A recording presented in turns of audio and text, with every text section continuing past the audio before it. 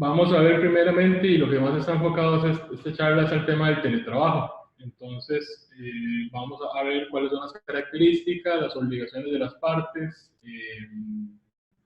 Vamos a ver en sí, digamos, algunos temas que, aunque no quedaron completamente bien establecidos por la ley, que es de septiembre de este año, que es de reciente data, y tampoco por el reglamento, que es de diciembre, creemos que es la forma correcta de aplicarlas, y sin embargo también en algunos casos sabemos que será la jurisprudencia de los tribunales la que vaya dictando la forma a seguir.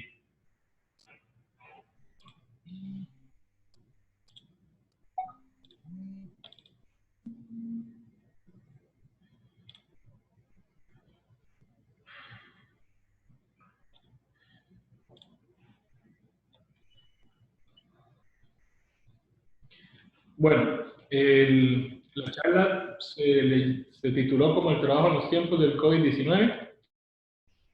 Vamos a ver el teletrabajo y su implementación en el sector privado.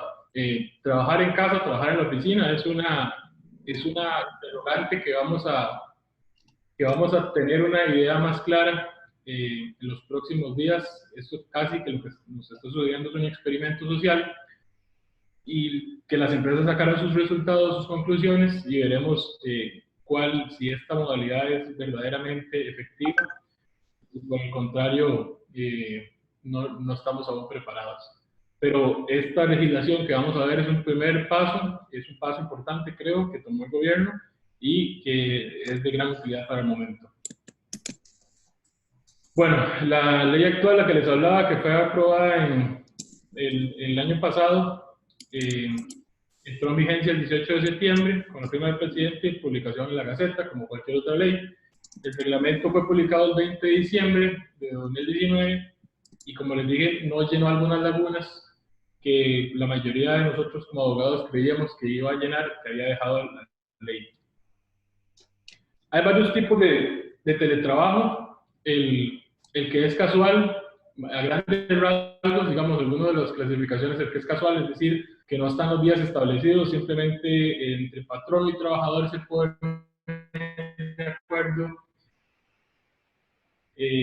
tal vez por la misma, bueno, hoy necesito teletrabajar porque tengo tal situación, o me es más fácil el día de hoy, entonces se hace, no hay problema, la persona tiene las mismas obligaciones, los mismos derechos y tiene que estar disponible para su patrono todo el tiempo. El de días fijos es un tipo ya más formal, y al igual que el permanente, donde ya se establecen los días que el trabajador durante la semana va a trabajar, o si es permanente, que esa será su modalidad de trabajo, que más adelante vamos a ver, en sí los tres tienen que estar bien regulados, pero los dos últimos tienen aún mayor regulación. Está el domiciliario y el móvil, porque el teletrabajo no es únicamente, como la descripción de abajo lo dice, el work from home, no solamente from home, ese sería el domiciliario o el más típico. También hay teletrabajo móvil de personas que tienen que estarse desplazando a otros lugares, no necesariamente en su casa. Pueden estar en diferentes puntos donde se les requiera, ya que la naturaleza de sus funciones sea estar moviéndose a través de diferentes lugares. Entonces, no necesariamente es desde la casa, no es solamente el domiciliario. Incluso hay otras modalidades que sería establecer como satélites, así, por así decirlo, que se han hecho se ha hecho en Costa Rica, pero se ha hecho más en otros países, donde una empresa tal vez establece un centro para una región que está muy alejada de la casa matriz, entonces le dice, bueno, todas las personas de esa región pueden llegar a trabajar a este centro, donde tenemos todas las características y los requerimientos de conectividad, de espacio, de cubículos, ya sea de sillas, de todo lo que se necesita para hacer el teletrabajo, y no necesariamente estaría con una presencia física en su lugar de trabajo, sino en este lugar, este satélite asignado. Esa es otra modalidad. Bueno, la ley que fue aprobada, que entró en vigencia a partir de septiembre del año pasado, de la cual vamos a ver mucho críticas, ya sea constructivas o negativas, a lo largo de los siguientes meses, por la situación actual, tiene algunas definiciones de lo que es el teletrabajo, que es desarrollar mis funciones, las propias de impuesto, no necesariamente desde el centro de trabajo, sino ya sea, como se dijo, fuera de este, en mi casa, en algún lugar, en algún proyecto, en algún satélite, lo que sea. La casa de habitación de estas personas podrían ser de centros asignados por la empresa, podrían ser cualquier proyecto, cualquier otro lugar donde la persona tenga que efectuar sus labores. Y como ya les dije, el teletrabajo domiciliario, este sí es el que definitivamente se realiza, la modalidad que los labores se ejecutan desde el domicilio del trabajador, y el teletrabajo móvil, el que estábamos viendo, que es que la persona tiene que desplazarse de diferentes lugares por las características de sus labores. A ver, esto era algo que estaba muy en boga en los últimos meses del año pasado, con respecto a que el Ministerio de Trabajo y Seguridad Social, en conjunto con las instituciones del gobierno que tengan relación con este tema, buscarían el fomento. Lo vemos que por la premura de la crisis con el COVID-19, pues el Ministerio de Trabajo sí tuvo que comentar esto, lo hizo a través de los lineamientos donde se establece que para el gobierno central es casi que una orden de que las personas que sus puestos sean teletrabajables vayan a hacer esta modalidad, a realizar esta modalidad desde sus casas para evitar las aglomeraciones y la expansión del contagio. Y se hace una excitativa al sector privado para que en la medida de lo posible lo hagan. No es una orden, este alineamiento no fue una orden explícita para el sector privado, pero como estamos en este caso, muchas de las empresas privadas del país lo han hecho. La ley habla de un reconocimiento, como por decirlo así, como un premio o algo a las empresas que apliquen el teletrabajo y sean nominadas. A ver, esto realmente sería como un reconocimiento que no puede ser monetario de ningún tipo o tampoco rebajo de impuestos. Es únicamente como un galardoncito o llamémoslo una distinción que se entregaría al gobierno a las empresas que lo hagan y que destaquen por aplicar esta modalidad. Pero ya se dijo en la ley que no puede ser un premio de carácter económico, dinerario o una reducción en los impuestos. Vamos ahora sí a entrar a ver las obligaciones generales que se establecen en esta legislación. De las más importantes, y que tal vez en este momento es una de las preguntas más frecuentes de los patronos, es cómo lo documento, cómo documento la modalidad, porque la ley dice que debe existir un contrato si es que la relación está iniciando después de la vigencia de la ley, o tiene que haber un adendum al contrato ya existente, un contrato normal de teletrabajo presencial, típico como cualquier otra relación. Se le hace un contrato que lo complemente o se hace un adendum al contrato. Distintamente lo que tiene que quedar es tienen que quedar las características, las obligaciones y los derechos de las partes de la relación. Tiene que estar muy bien detallada, pero hacerse por escrito, sin importar si sea un contrato o si sea un adendum. ¿Qué es lo que pasa en el momento actual? Que las empresas dicen, bueno, pero ya mis trabajadores todos se fueron a la casa, ¿cómo hago para que sería contraproducente más bien que se devuelvan, llamarlos a todos y estaría exponiéndolos a un contagio, salir de la casa para que vengan a firmar contratos? Bueno, o incluso hacer este tipo de contratos tan largos. ¿Qué se podría aplicar? Se podría aplicar un acuerdo, no estrictamente, o sea, con la forma de un contrato tan grande, sino un acuerdo donde se establezca que de manera provisional, a raíz de esta situación del COVID, y se le va a dar la oportunidad a los trabajadores, bueno, a cada trabajador específico, evidentemente, de realizar sus funciones de manera bajo la modalidad del teletrabajo, pero que se entiende que esto no será un derecho adquirido, que es simplemente por los requerimientos de la situación actual, y se establecen más o menos las reglas básicas. Por ejemplo, las reglas básicas es que tenga que estar disponible por los medios que sea posible, por ejemplo, correo electrónico, algunos programas como Skype, el mismo WhatsApp o el número o la mensajería de texto. Esta es una de las obligaciones más importantes, estar disponible, porque de otra manera, ¿cómo tendría yo control, yo patrón, control sobre los trabajadores, o cómo voy a saber que están haciendo sus labores, las están cumpliendo? Tampoco debe confundirse esto con estar encima de un trabajador todo el tiempo. Hey, estás conectado ahí, porque eso podría verse casi como un acoso. En la modalidad típica, en la modalidad presencial, los patronos no están encima de los trabajadores haciendo eso, entonces o sea, lo que se puede hacer es decirle, bueno, ¿cómo vamos con el proyecto? ¿Cuánto hemos avanzado? ¿Para cuándo tengas un adelanto? Las preguntas normales a través de los medios telemáticos o electrónicos, y que el teletrabajador pues, responda en un tiempo prudencial.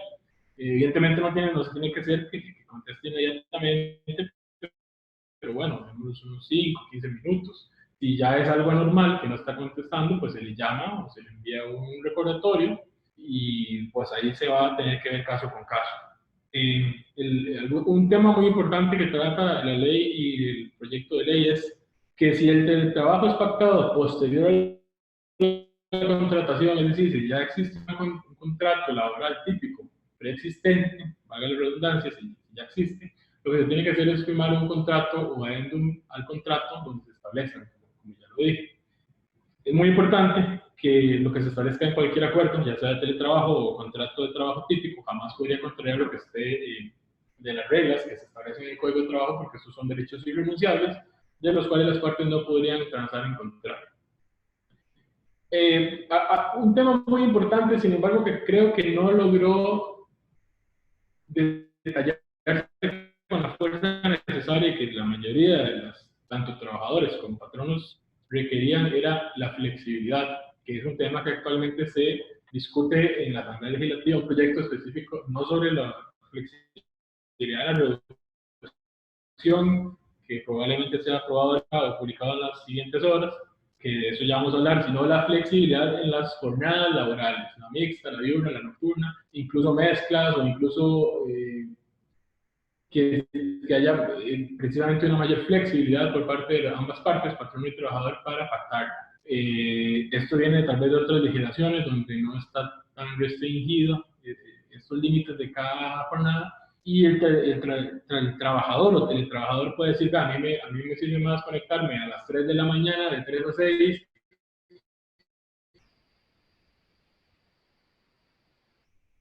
y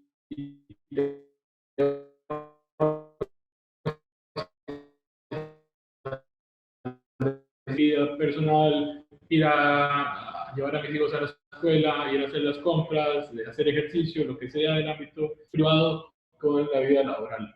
¿Qué es lo que pasa? Que esta supuesta flexibilidad que se llama en la ley, el reglamento, no es así, porque dice, sí, puede haber flexibilidad mientras se cumplan los límites de las jornadas, entonces nos vuelve a constreñir a lo mismo. Realmente no hay esa flexibilidad necesaria que la relación de trabajo de hoy en día requiere. La empresa, esto sí es muy importante y es algo que tiene que darle cabeza, que pensar muy bien cada patrono, dependiendo de las necesidades de su negocio, que la empresa debe contar con mecanismos de medición, evaluación y control para el teletrabajo. Porque si no tengo a la persona presencialmente, no tengo esa cercanía, necesito saber si esa persona está rindiendo lo que tiene que rendir. Entonces, ¿cómo hago? Bueno, le asigno tanta cantidad de trabajo, me tiene que dar tantos resultados, tiene que sacarle en tanto tiempo, tiene que establecerse esos tipos de medición. Puede ser así, por objetivos, puede ser que tal vez lo que usted necesita es saber que la persona está conectada, entonces puede haber un sistema donde registre su logueo. Puede ser que tal vez tenga que dar reportes con cierta periodicidad. Esa forma tiene que definirse bien y establecerse, ojalá, en una política o en algún documento por escrito, para que ambas partes tengan esa certeza de qué se espera, y además tomar decisiones si se tuviesen que tomar, para que no haya una discrecionalidad. Esto no se vaya al ámbito subjetivo. La empresa debe publicar, y esta última punto de esta filmina se trata más, se desarrolló un poco más con el reglamento, y es algo sumamente importante, que es que la empresa debe publicar una lista de puestos teletrabajables. Es decir, tiene que comunicarle a todos sus trabajadores, a la empresa en general, cuáles son los puestos teletrabajables, para que así no se creen falsas expectativas, después no hayan reclamos o hayan malos sentimientos de algunos trabajadores que dijeron, vea, es que usted no me quiere mandar el teletrabajo porque yo le caigo mal, porque quiere más al otro. No, a ver, es que yo no lo mando a teletrabajo porque la empresa no lo requiere y porque su puesto no tiene las características necesarias. Entonces tiene que publicarse una lista de los puestos que son teletrabajables para evitar ese tipo de confusiones. Muy importante, el esquema de trabajo, pero más que el esquema de trabajo es que cualquier otro aspecto en la vida y en las relaciones laborales que no puede implementarse para propiciar tratos discriminatorios. Entonces, no es que podamos usar el teletrabajo para premiar a los que nos caen bien y para hacer sentir a los que no nos caen bien o que tenemos algún sesgo cultural o lo que sea, que no debería ser, que vayamos a maltratar a estas personas para hacerlo de forma discriminatoria. Muy importante porque las personas que se sientan discriminadas, que sientan ser víctimas de acoso, de malos tratos, lo que sea, podrían tomar las medidas que existen en la legislación, como podría ser una denuncia por acoso laboral, por discriminación y entablar procesos judiciales contra el patrón. Entonces, la aplicación del teletrabajo tiene que ser algo que tiene que ser muy bien pensado y por ende basado en criterios objetivos, como lo vamos a ver, o como se puede establecer más bien en una política, que es lo que trata de establecer bien, de dejar claro la regulación, lo que fue la ley y el proyecto, disculpen, el reglamento de trabajo. Formas de contratación de teletrabajo. Si es posterior al inicio de la relación laboral, se firma un acuerdo, que es un contrato para, esto es lo que les decía, es un contrato de trabajo, un adendum al contrato, indicando que el cambio es voluntario, que el trabajador aceptó desarrollar sus funciones bajo esta modalidad.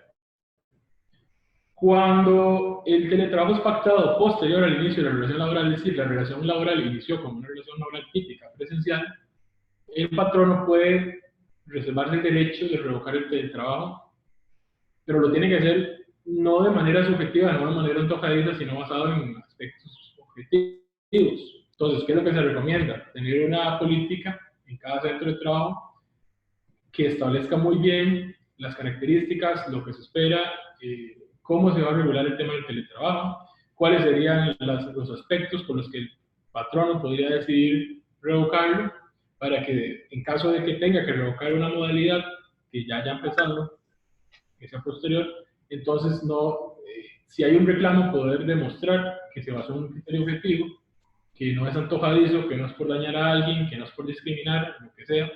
Entonces, la política va a ser un tema muy importante que las empresas deben de tomar siempre, tenerlo muy claro, y es un tema que debe ser implementado. Tal vez en este momento no es el más feliz, no es el más apropiado para ponerse a hacer una política por el tema que estamos viviendo, porque hay algunas otras cosas prioritarias. Sin embargo, alguna vez que esto se estabilice, no sea pronto, entonces las empresas deberían de buscar, ahora sí, que decidimos que el teletrabajo es algo bastante bueno, que dio resultados y que lo vamos a seguir aplicando, entonces regularizar la situación dentro de la empresa a través de una política interna, a través de actualizar los perfiles de cada trabajador con los contratos o los años de contrato que sean necesarios, y así evitar los riesgos de lo que serían reclamos en el futuro. Cuando el patrono decide revocar la contratación en modalidad de teletrabajo, debe darlo con un aviso previo de 10 días para que la persona pueda tomar las medidas que tenga que tomar en su casa, en sus otros aspectos cotidianos y poder devolverse a desarrollar sus funciones de forma presencial. Esto es para que no sea intempestivo, para que la persona no, desde la noche a la mañana, no tenga que buscar qué hacer con todos los otros aspectos que ya tenían regulados.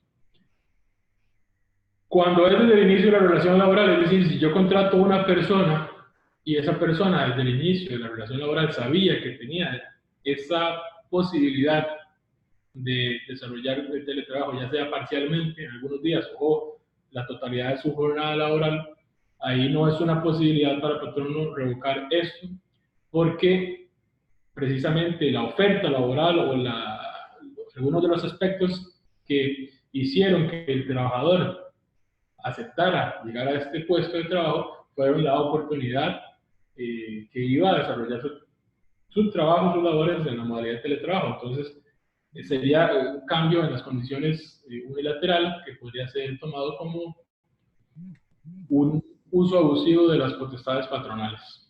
La misma ley se adelanta a eso, entonces lo prohíbe tajantemente. Sin embargo, si las partes, y ambas partes, con la anuencia de cada uno, lo quieren acordar, podrían modificar esto, tal vez por la misma requerimiento de la persona, tal vez porque la empresa le sirve más un poco que la persona tenga más cercanía, que tal vez 1 o 2 días a la semana o el mes tenga que ir por la empresa para relacionarse más con sus compañeros, para que esa cercanía se puedan tomar mejores decisiones, por lo que sea que tengan que hacer, podrían voluntariamente acordarlo, no es que esté prohibido, simplemente no puede ser revocada la modalidad de teletrabajo de una forma unilateral por el patrón. Las obligaciones del patrono que se establecen tanto en la ley como en el reglamento son que deberá brindar el equipo requerido para la ejecución de labores y asumir el pago proporcional de la electricidad, salvo pacto en contrario. Aquí hay 2 aspectos muy importantes con esto. El primero es que debe establecerse un método de medición de cuánto es el porcentaje o cuánto va a ser el monto o la forma de medir cuánto ese equipo y las labores que mi trabajador ejecuta desde la modalidad de trabajo, yo empresa voy a tener que pagar. Porque, por ejemplo, si la factura eléctrica mensual le llega por 40.000 colones, es una casa de 5 personas, no va a esperar el teletrabajador que se le vayan a pagar los 40.000 colones. Sería insensato. Tienen que buscar alguna forma, pactarla entre ambos, de decir, bueno, si el porcentaje de lo que gastaría la máquina, no sé, con algún equipo que permita medir, o tal vez con las especificaciones eléctricas de la máquina, o de los equipos que tengan que implementar para realizar su teletrabajo, que eso le permita ver el wattaje por hora, el wattaje por día, lo que sea, alguna forma objetiva de determinarlo, que le permitan al patrón decir, bueno, yo tendría que pagarle, no sé, 12.000 colones de esos 40.000 colones, por ejemplo. Entonces, eso tiene que ser definido. El otro aspecto, y que nos sorprendió mucho, creo que a todos los abogados, personas que estamos involucradas con estos temas, es que la ley de septiembre solamente hablaba de lo que es el costo de la energía eléctrica. No habla, bueno, no establece nada sobre el costo de la conexión a Internet, que sería sumamente importante, necesario. El teletrabajo, ya sea cual sea la máquina, una tableta, una PC, cualquier otro tipo de máquina lo que se conectan a través del Internet, requieren una conexión de Internet. Entonces, no nos explicamos cómo es que la ley no habla de eso y únicamente del tema de electricidad. Pensábamos que con el reglamento se iba a rellenar esas lagunas, se iba a solventar la duda que todos teníamos, pero no fue así. El reglamento vuelve únicamente a indicar sobre lo que es el tema del costo de la factura eléctrica. Entonces, lo mejor sería pactar desde el principio, por escrito, ya sea en el contrato, en el adendo y además en la política, cuál va a ser la forma de medición, a quién le toca cada porción, si le toca al patrono, si le toca al trabajador, en qué proporción, y cuáles van a ser los servicios que se pagan, electricidad y conexión a Internet. Porque si eso no se hace, entonces los servicios, en este caso, el único que es el servicio eléctrico, pero nos parece que este va a ser un tema que se va a desarrollar con la jurisprudencia, es muy probable, sin poder asegurarlo, que lo que hable de la totalidad de servicios públicos que se requieran para el teletrabajo, en caso de que no sea pactado, vaya a ser determinado que deba ser pagado por el patrón. Lo ideal es negociarlo entre ambas partes, de una forma que ambas salgan gananciosas, que no se afecten mucho, que no haya un desbalance entre las partes, y de esta manera solventar eso. El trabajador podría teletrabajar utilizando su propio equipo, sí, es una posibilidad que da la ley y el reglamento, y asumiendo el costo de electricidad, si así lo desea, debe quedar estipulado.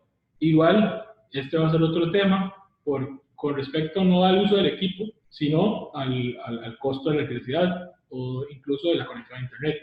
Ahora, es muy importante porque es muy importante tomar en cuenta que cuando el trabajador decide poner su equipo a disposición de la empresa, porque con él se siente más cómodo, porque es de una marca que a él le gusta más, por la razón que sea, ok, perfecto, tiene todo el derecho a hacerlo y la empresa podría aceptarlo, pero tiene que saber que la información que está en ese equipo le pertenece, que está relacionada con sus funciones de trabajo, le pertenece al patrono y no a él. Por ende, tiene que respetar los pactos de confidencialidad, su obligación de confidencialidad, no puede sacar provecho de esa información de manera personal, no puede estarla publicando a terceros. También tiene que someter su equipo a tiene que dejar que se le instalen las medidas de seguridad, ya sea antivirus, firmware o cualquier otro tipo de software o de mecanismo para evitar contagios de virus informáticos, de robo de información por terceros, por hackers, lo que sea. Entonces tendría que someterse a las políticas de la empresa y dejar que su equipo incluso sea accedido por las personas de TI de la empresa para estar corroborando que está al día con el antivirus, con todo este tipo de software. Obligaciones de informar sobre el cumplimiento de salud ocupacional. Creo que ahí la Firmina quedó un poco abajo. Me disculpo por eso. Tiene el patrono, a ver, ese es un tema que aunque la ley no lo habla, sí podríamos derivarlo de que es una obligación del patrono asegurarse de que las características del lugar donde el trabajador va a desarrollar su modalidad de teletrabajo cumplan con la iluminación, ventilación, espacio para tener un rango de movimiento adecuado, que la silla o su mesa o los equipos que utilice para teclear sean todos ergonómicos, que no le vayan a causar una afectación física. Entonces incluso está obligado el patrono a que esas medidas sean respetadas y también estaría en la obligación el trabajador de que si el patrono así lo dispone, hayan revisiones periódicas al lugar donde designó para revisar. Es decir, si yo designo un cuarto en mi casa, una oficina o lo que sea, entonces que el patrono, ya sea trimestral, semestral o la forma, la periodicidad que se establezca, pueda ir a revisar si las condiciones se están manteniendo. Ok, tener un plan o mecanismo para restablecer las labores que pudieran ser interrumpidas de los colaboradores. A ver, esto es en caso de que, por ejemplo, pueden ser muchas las posibilidades. Por ejemplo, que cerca de mi casa un camión golpeó un poste y se cayó el tendido eléctrico, se cayó el tendido de internet, no puedo trabajar. Entonces, tiene que establecerse un mecanismo en cómo restablecer estas labores. Entonces, la empresa podría establecer en su política la forma en cómo tendría que la persona que avisar, en cuánto tiempo tendría que avisar, que ese es un tema que vamos a hablar adelante. En cuánto tiempo, un tiempo prudencial, efectivamente, dependiendo del lugar donde la persona, tendría que esa persona presentarse a laborar y de esa manera tener una forma de volver a establecer la operatividad de la empresa de una manera lo más pronta posible. Es una obligación del patrono también pagar el salario de los trabajadores en las siguientes situaciones. Cuando el trabajador las herramientas de trabajo necesarias no las tenga, se le dañen, algo pase con ellas. Cuando el equipo de la empresa, lo mismo, se dañe un aviso en las primeras, y se dé un aviso en las primeras 24 horas. Este tema de las 24 horas nos parece que, a ver, la ley y el reglamento indican que en caso de que el trabajador sufra algún desperfecto con su máquina o alguna razón por la que no pueda ejecutar sus labores, debe en el plazo de 24 horas avisarle a su patrón. Pero la verdad es que 24 horas es demasiado.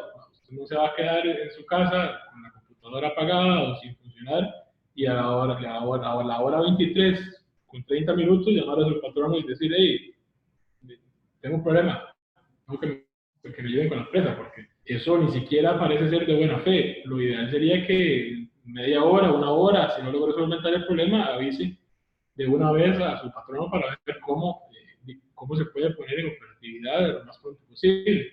Entonces, nuestra idea es que en la política se puede establecer una forma en que el patrono diga, si en las, no sé, por ejemplo, si en las siguientes 2 horas la persona no ha podido desarrollar sus labores porque tiene algún desperfecto o alguna situación, que se comunique con su patrono. Esto va a ser un tema así porque podrían haber reclamos de que no se podría poner en la política algo que vaya contra la ley o contra el reglamento.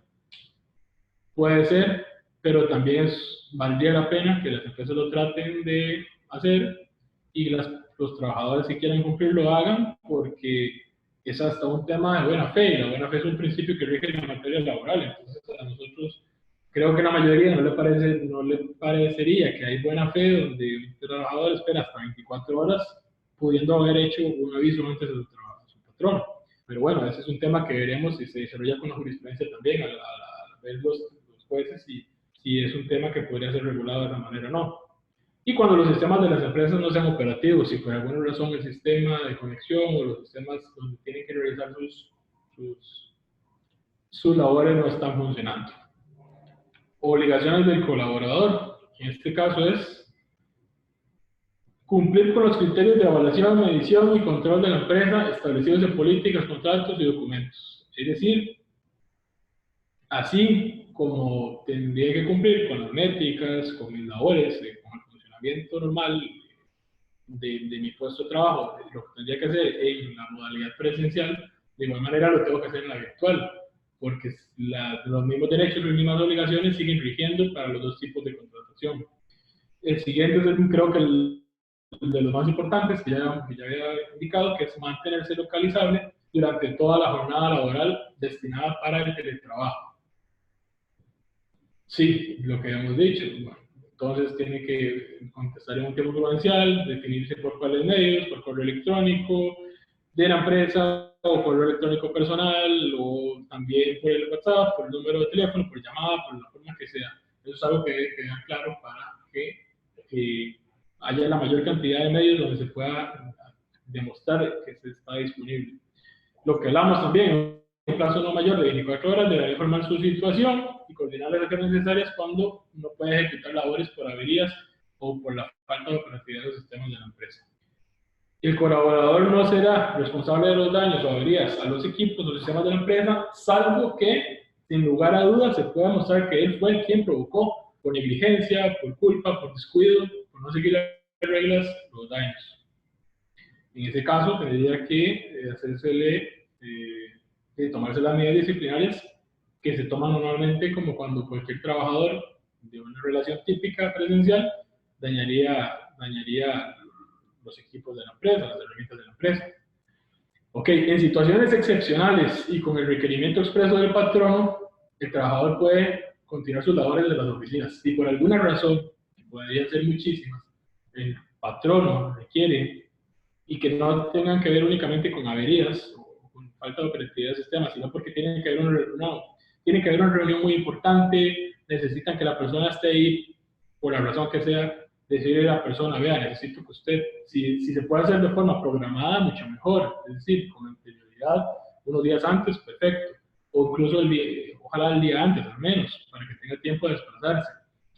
Si es durante el mismo día que usted lo llama en la mañana y le dice, necesito que esté aquí lo antes posible, es evidente que usted como patrono va a tener que saber que la persona necesita un tiempo prudencial de desplazamiento y, por ejemplo, si el centro de trabajo está en San José y la persona está en Punta Arenas, no va a esperar que en 45 minutos o media hora esté ahí presente, teniendo un tiempo prudencial de, no sé, 2 horas, 2 horas y media, que le pueda desplazar, de que le dé tiempo de alistarse para llegar.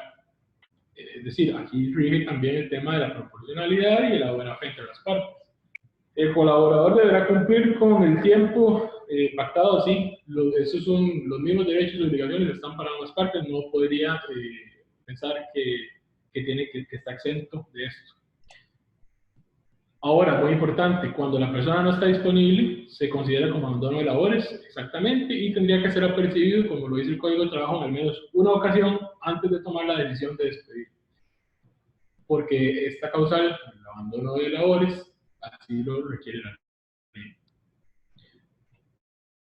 Ok, aspectos importantes generales de general importancia es que la póliza de riesgos del trabajo aplica con normalidad, es decir, tiene que estar vigente, tiene que estar al día, tiene que ser informada cualquier accidente en los siguientes 8 días por parte del patrono del Instituto Nacional de Seguros para para que la póliza sea aplicada, para que se le brinde el servicio médico de atención médica al trabajador y que el INS sea quien decida si ese accidente o lo que haya sucedido, esos hechos están relacionados con el trabajo en sí y si es un riesgo de trabajo o no. En la ley no se regularon aspectos como dimensiones del área de trabajo, requerimientos de ergonomía y costo del servicio de Internet. El costo del servicio de Internet ya lo dijimos, eso es algo que se debería de pactar, ojalá desde el principio, entre las partes, y si no va a ser un tema que probablemente la jurisprudencia vaya a determinar. Y las dimensiones de área de trabajo y requerimientos de ergonomía, lo que tiene que ver saber con salud ocupacional, se regirán por la normativa que ya consta para este tema en Costa Rica y que los patronos y los trabajadores no están exentos o no podrían desconocer. Ahora, ya saliendo del tema del teletrabajo y más que nada con las medidas a considerar ante la situación del COVID-19. Como creo que todos saben, he estado muy atentos, es que el Ministerio del Trabajo, en conjunto con la Presidencia de la República, han tomado medidas, han sido bastante rápidos y han habido lineamientos, directrices, decretos, se han publicado reglamentos que son para tratar temas, para evitar que hayan despidos masivos, que las relaciones laborales continúen, aunque no sean de manera regular, aunque sean reducidas o que se suspendan, pero que no se acaben, para evitar quiebras de las empresas y afectaciones más grandes a futuro, para evitar de la mejor manera posible y no afectar tanto ni a las empresas ni a los trabajadores económicamente.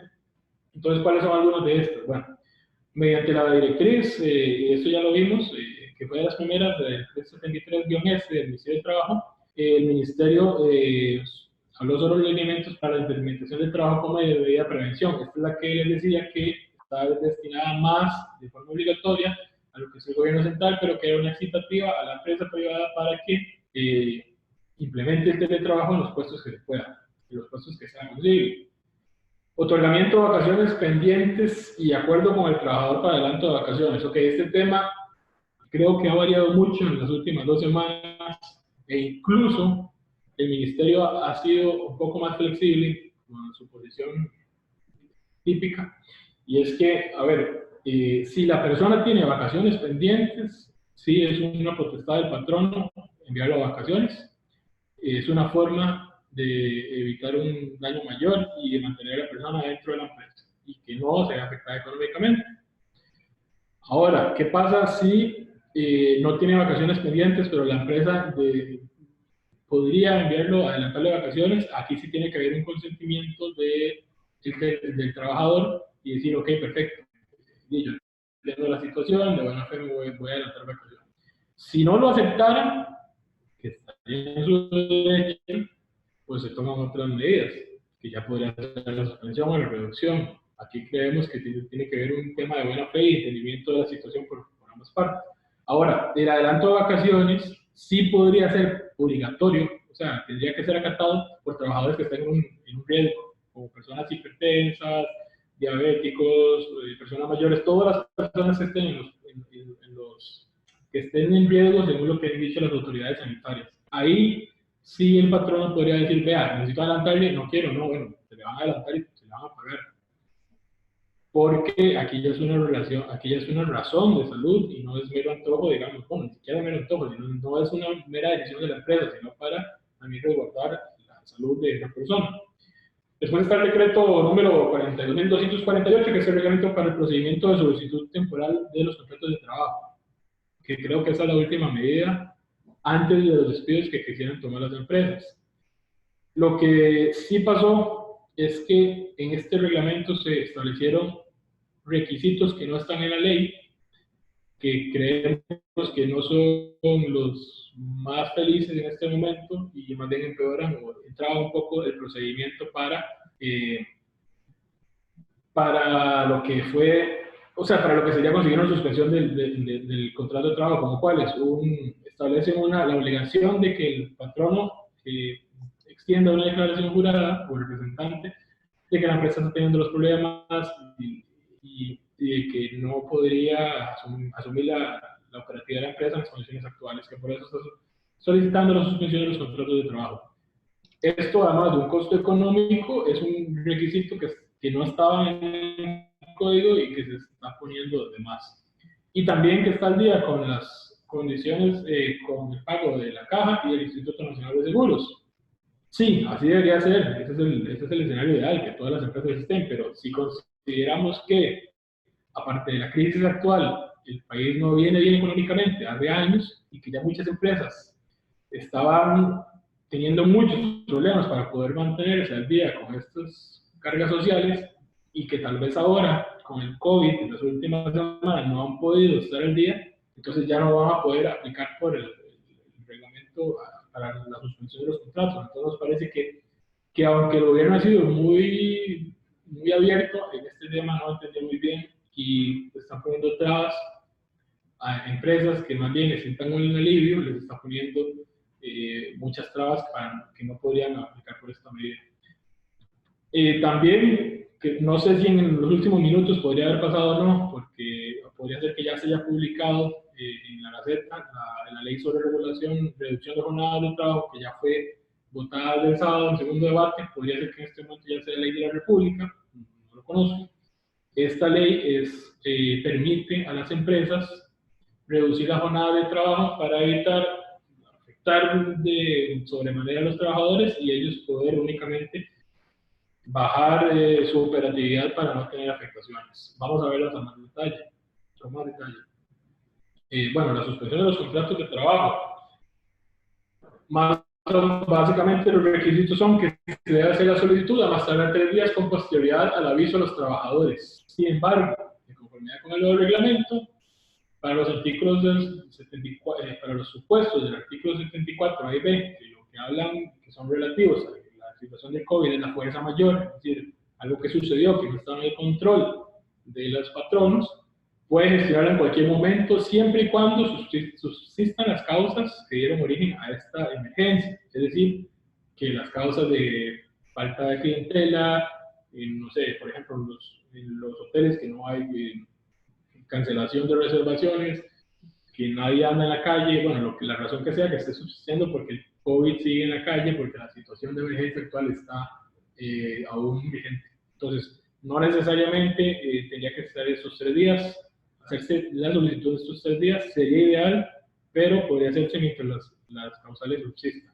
¿Qué es lo que debe contener una solicitud? Bueno, la exposición de suspensión de contrato de trabajo, la exposición clara y concreta de los hechos en los que se fundamenta la solicitud.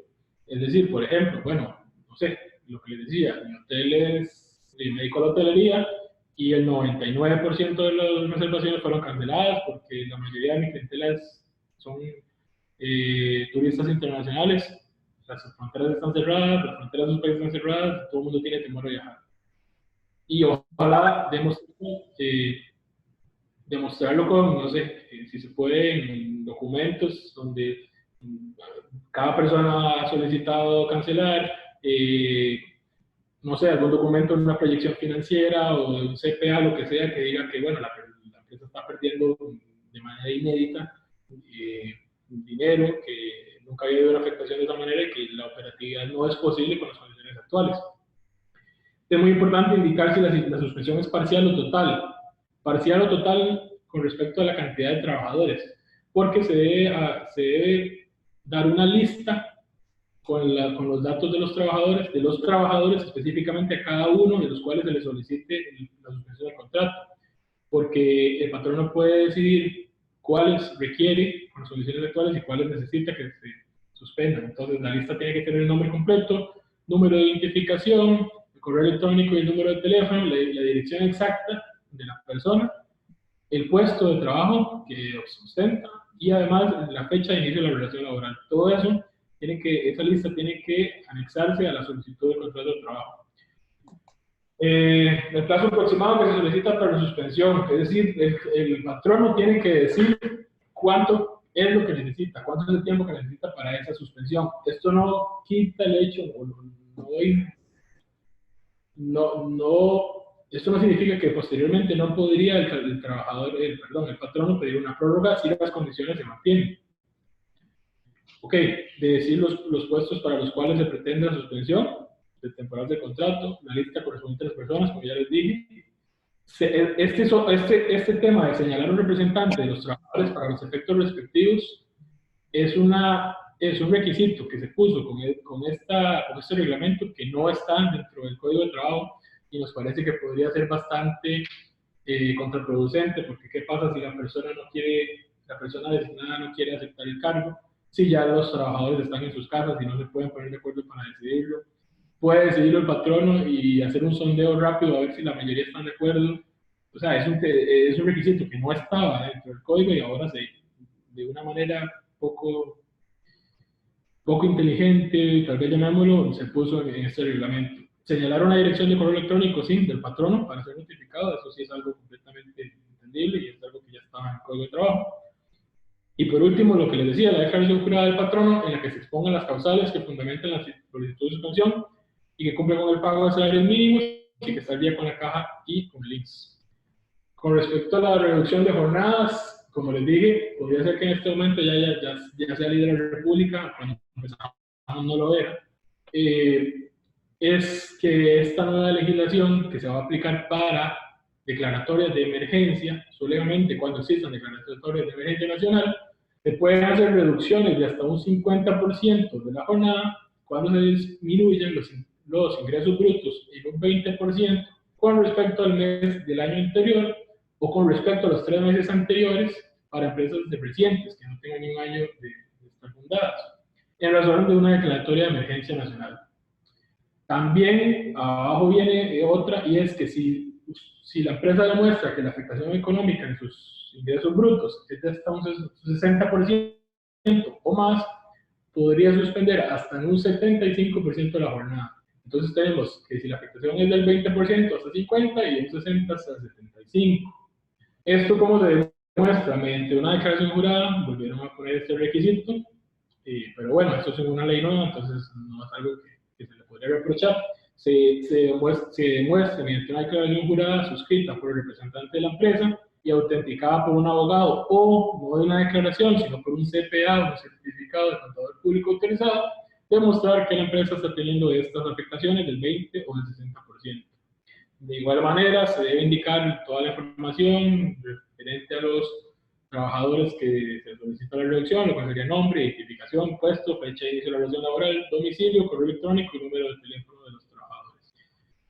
Con respecto a la paridad de género, esto es que, por ejemplo, si yo tengo un tipo de trabajadores, no sé, por ejemplo, pongamos misceláneos, y tengo, no sé, gerentes, y voy a tener que hacer reducciones, lo que tengo que es cumplir con paridad de género según el tipo de puesto. Entonces, si voy a pedir la reducción de 10 trabajadores misceláneos, que ojalá sean 5 hombres y 5 mujeres, para que haya paridad de género y no hayan suspicacias o pensamientos de que hay discriminación por género, lo que sea.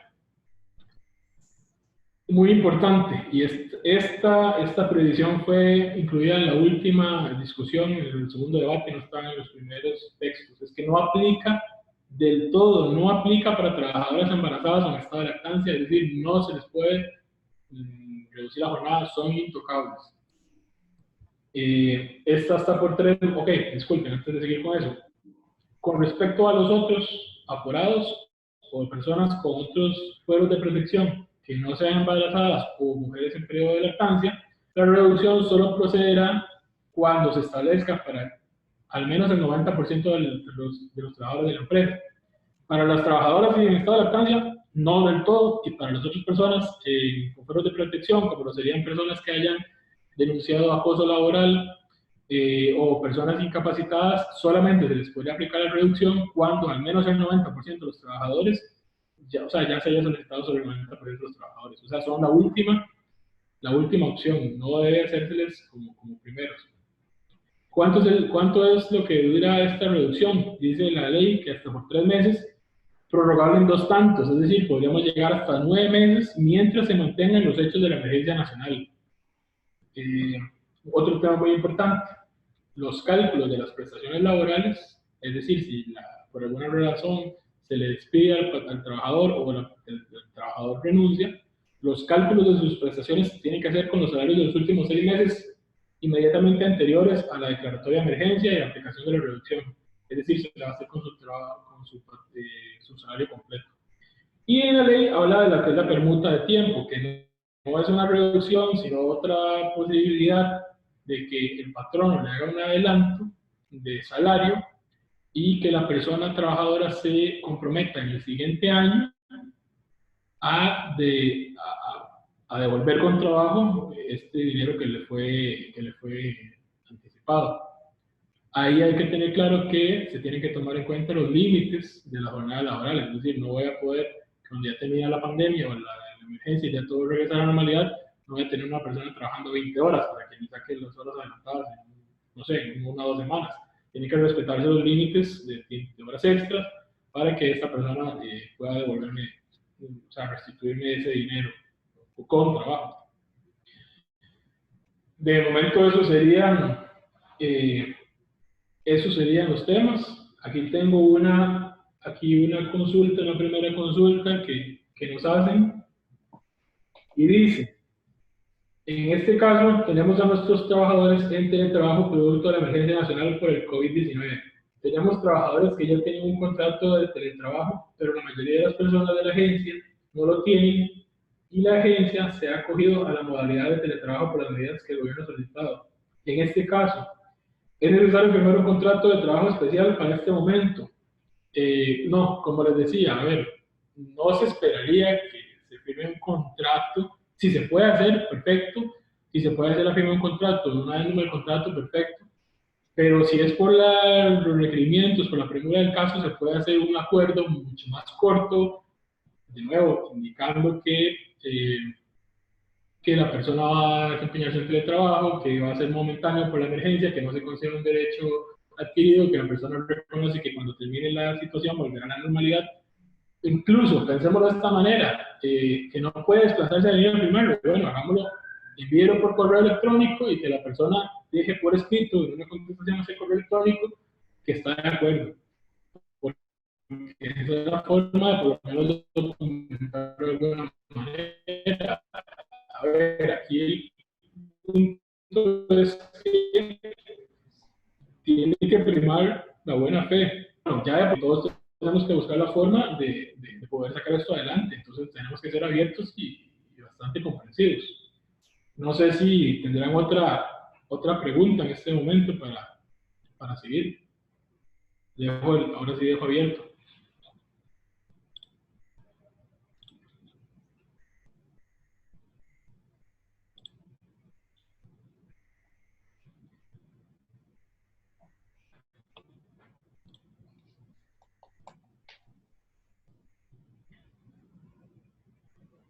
Si tienen alguna consulta, podrían hacerlo también por el chat de aquí, por Zoom, o por el medio que ya les indicaron, que es de dirección@comunidad.cl.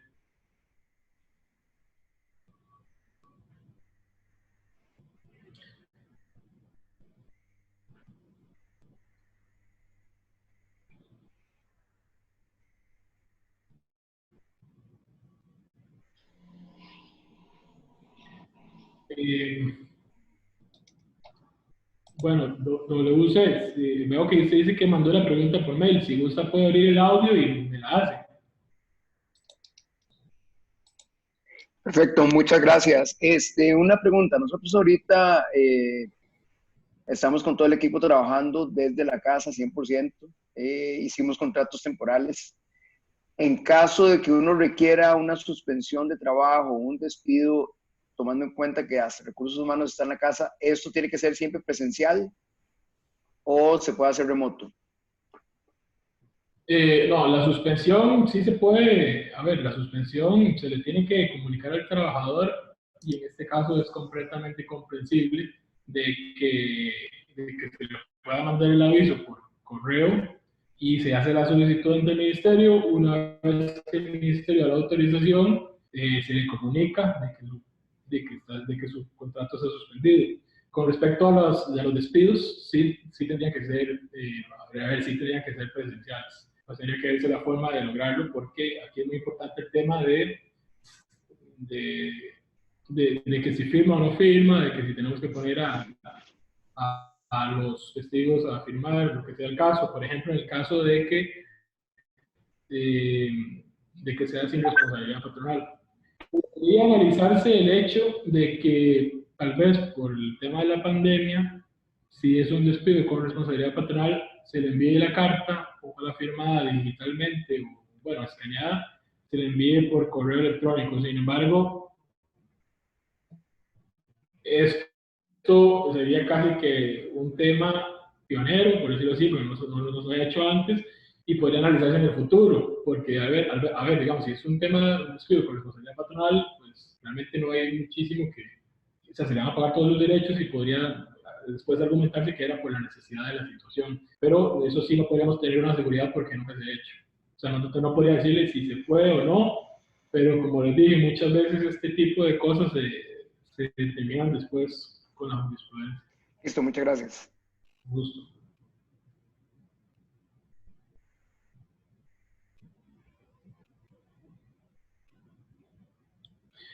Hay una, me dice don Dirk Steens, disculpe si lo pronuncio mal, que considera importante considerar los contratos que tenemos firmados con clientes respecto al resguardo de información confidencial. Exactamente, a ver, ya sea que usted como trabajador esté desempeñándose de forma presencial o teletrabajo, se siempre va a tener que seguir con la confidencialidad, siempre va a tener que respetar la confidencialidad que tiene con respecto a esta información y de ninguna manera podría hacerla saber a terceros, si no tiene autorización o si no tiene incluso una orden judicial.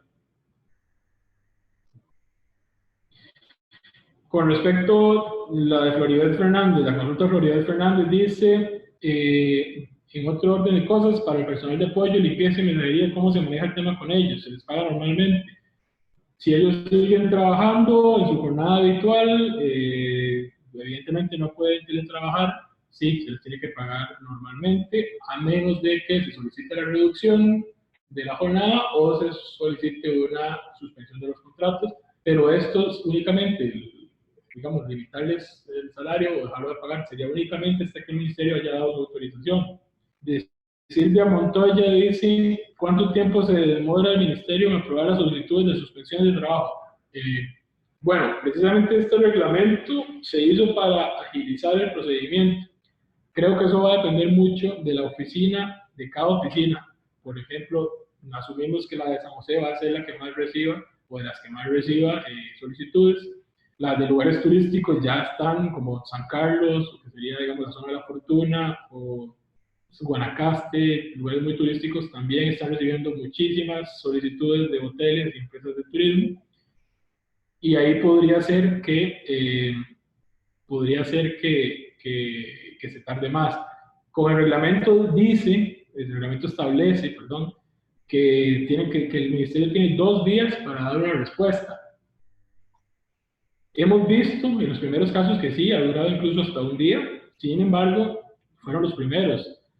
Y es poco probable, ojalá que sea así, que dure muy poco tiempo, pero es poco probable que puedan cumplir el plazo de 2 días si se presenta una cantidad de solicitudes muy grande, porque no sabemos si tienen la capacidad de trabajo para lograrlo, o sea, la capacidad humana de su personal para lograrlo. Tengo otra consulta aquí. ¿Se puede despedir o suspensión vía remota? La suspensión, como ya lo hablamos, sí, porque se le puede avisar y se le puede avisar al trabajador ya cuando tengamos bueno, se le puede avisar que va a haber una suspensión y después se le avisa la confirmación de la suspensión cuando ya tenemos la autorización del ministerio.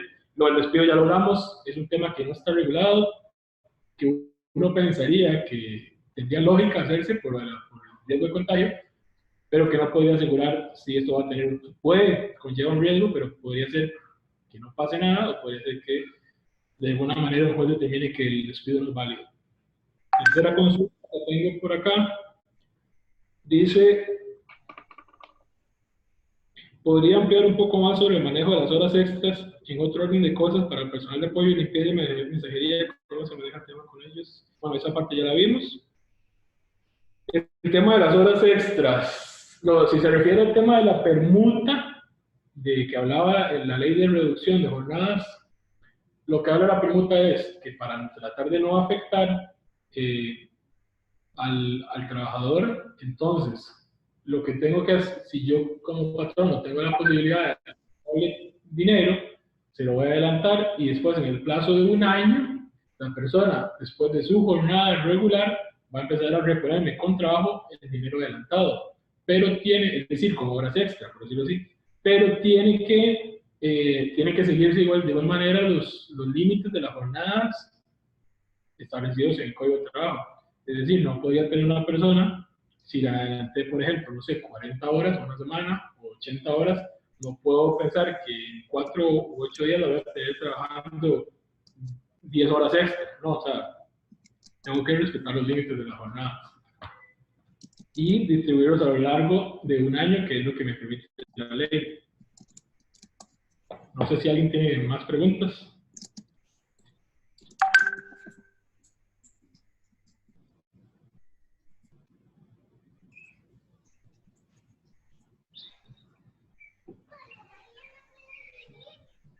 ¿Alguna otra pregunta adicional antes de cerrar esta llamada? Veo que aquí hay unas en el chat. Dice, Perfecto. dada la alta demanda esperada de solicitudes, ¿tienen conocimiento de si el Ministerio se ha manifestado sobre la posibilidad de realizar la solicitud de flexibilización de jornadas en línea? Sí, a ver, lo que estamos viendo tanto, lo vimos en una oficina de la periferia, por así decirlo, no era de San José, si no me equivoco, era San Carlos, que ellos decidieron, tanto por la pandemia, de que no recibirlos, que la persona tuviera que desplazarse a la oficina y entregarlo manualmente, la solicitud, que se hiciera por correo electrónico, y nos parece que varias oficinas van a tomar probablemente las mismas medidas, pero no es de momento, no es una orden directa del Ministerio. Otra pregunta dice, ¿cómo se manejarían los aumentos de salario? Por ejemplo, el contrato establece que a los 6 meses se tenía que hacer y coincide con esta época. A ver, sí es una obligación patronal, sin embargo no es algo que esté regulado y va a depender mucho si la empresa podría demostrar que hubo una afectación económica y que en definitiva la realidad no permite realizar un aumento de salario. Sin embargo, todos esos temas, cuando son afectación de derechos y muchísimo más cuando es afectación de derechos económicos del trabajador, siempre conllevan un riesgo. Aquí lo que se apela es a que los trabajadores y las empresas tengan la buena fe y entiendan que la situación no es posible. Ahora, si definitivamente no se puede realizar el aumento, una salida sería suspender el contrato de trabajo, porque el plazo no estaría corriendo y entonces esos 6 meses no estarían, digamos, dentro de la relación activa. De una forma de salir. Como para suspender y que no llegue a cumplirse esos 6 meses para tener que aplicar el aumento pactado. O qué otra consulta dice, si el trabajador renuncia a reducir la jornada porque no puede cubrir sus gastos, ¿hay alguna penalidad para el patrono? No. No, si el Ministerio de Trabajo se le dio la autorización de reducción de la jornada al trabajador, al patrón, si la persona trabajadora renuncia, pues tendrá derecho a sus vacaciones y aguinaldo, que son los derechos irrenunciables, pero no hay ninguna penalidad para el patrón. Dice don Andrés Artavia, nuestros contratos laborales no contemplan teletrabajo. Un memorándum puede cubrirnos si detallamos bien las obligaciones de los colaboradores con respecto al teletrabajo y por otro lado aplicar cómo aplica el seguro de riesgo del trabajo. Ok, tal vez sí, un memorándum sería algo bastante parecido o que va en la línea de lo que les dije, que era tal vez establecer un acuerdo donde se establecieran las obligaciones, bueno, muy rápido, bueno, que es un tema de temporalidad, qué es lo que se espera, si hay referencia, si hay una política de teletrabajo, hacer referencia a la política de trabajo, que la persona reconoce que por ser un tema de emergencia no es un derecho adquirido, y que se establezcan lo que se espera de ellos y lo que se tiene que seguir. Sí, tal vez con este memorándum, si se especifica bien, tendría un sentido, o sea, tendría un efecto muy parecido a este acuerdo, pero sí recomendaría que cada trabajador se le indique a cada trabajador cuando se le envía este memorándum que por favor confirme el recibido para después poder tener alguna prueba de que la persona recibió y tenía claras las condiciones. Y por otro lado, aplicar cómo aplica el seguro de riesgo de trabajo. El seguro de riesgo de trabajo aplica igual. Si la persona sufre un accidente o una enfermedad, tiene que darle aviso a su patrono lo antes posible y la obligación del patrono es primero tener la póliza al día, tenerlos asegurados, de trabajo, y después dar el aviso en los siguientes 8 días al Instituto Nacional de Seguros para que para que le den la atención médica necesaria. Es importante, eso sí, que la persona trabajadora logre demostrar que esa afectación se debe o sea, que está relacionada con su trabajo, porque esa es la forma en que el instituto va a demostrar si aplica por ser un riesgo de trabajo o no. Pero sigue siendo lo mismo, tiene los mismos derechos y mismas obligaciones, y si se demuestra que está relacionado con su trabajo, la póliza tendría que aplicar. Bueno, ya no tengo más preguntas, entonces no sé si tienen una más, o entonces les agradezco mucho la oportunidad de haber estado con ustedes tratando de quitarles o de aclararles algunos temas que podrían estar un poco más oscuros o que por lo novedoso del tema muchos no tendríamos tan claro, ¿verdad?